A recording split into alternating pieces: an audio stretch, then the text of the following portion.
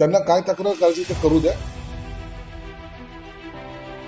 राज्यात महायुतीतील अंतर्गत संघर्ष आता उघडपणे समोर येऊ लागल्याचं चित्र पाहायला मिळतंय. अजित पवार गटातील काही आमदार आमच्या संपर्कात असल्याचा दावा शिवसेना शिंदे गटाचे नेते आणि मंत्री संजय शिरसाट यांनी केलाय आणि त्यानंतर राजकीय वर्तुळात चर्चांना जोर आलाय.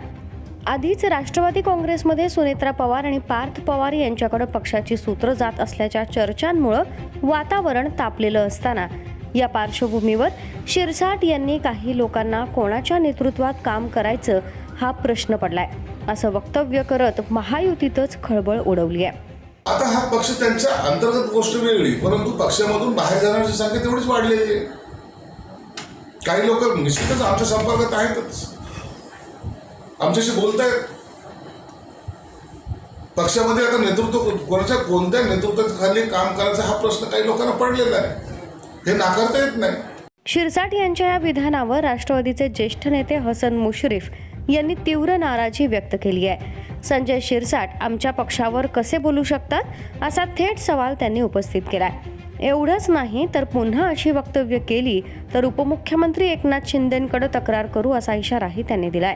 की ज्यावेळा आमच्या पक्षामध्ये काही झालं तर शिरसाट कसे बोलू शकतात, त्यांना तुम्ही आवडलं पाहिजे, त्यांना समज दिली पाहिजे अशी त्यावेळा देऊन सुद्धा त्यांनी काल पुन्हा असं वक्तव्य केलं. येणाऱ्या समन्वय समितीमध्ये आम्ही एकनाथ शिंदे साहेबांकडे तक्रार करू. मात्र त्यानंतरही संजय शिरसाट माघार घेताना दिसले नाहीत.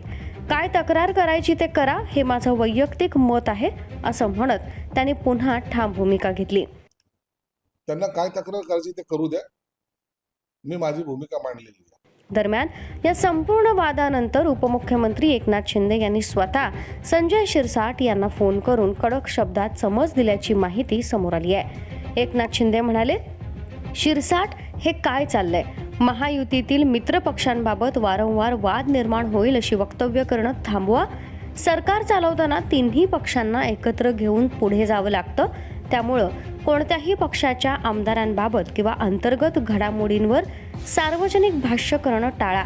अशा विधानांमुळं महायुतीत संभ्रम आणि तणाव निर्माण होतो, त्यामुळं यापुढे माध्यमांसमोर बोलताना संयम ठेवा आणि महायुतीत फूट पडेल असा कोणताही संदेश जाऊ देऊ नका आणि लक्षात ठेवा, यापुढे बोलताना जरा भान ठेवा अशा शब्दात एकनाथ शिंदेंनी संजय शिरसाट यांना झापलं.